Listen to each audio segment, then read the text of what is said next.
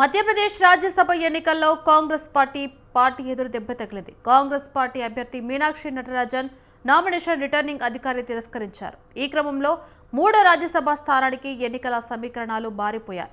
Meenakshi nomination తిరస్కరణతో ముగ్గురు BJP అభ్యర్థులు ఏకగ్రీవంగా ఎన్నికయ్యే అవకాశాలు మెరుగయ్యాయి.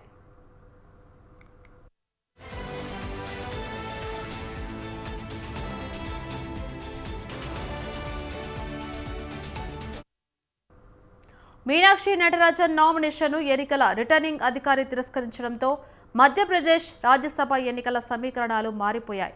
మీనాక్షి నటరాజన్పై హైదరాబాద్ హైకోర్టులో కేసు పెండింగ్లో ఉన్న విషయం అఫిడవిట్లో పేర్కొనలేదని బీజేపీ అభ్యంతరం తెలిపింది.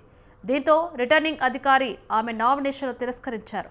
న్యాయపరంగా పోరాటం చేసేందుకు మీనాక్షి సిద్ధమవుతున్నారు. మీనాక్షి నామినేషన్ తిరస్కరణ న్యాయ ప్రక్రియ విజయవంతంగా బీజేపీ అభివర్ణిస్తోంది.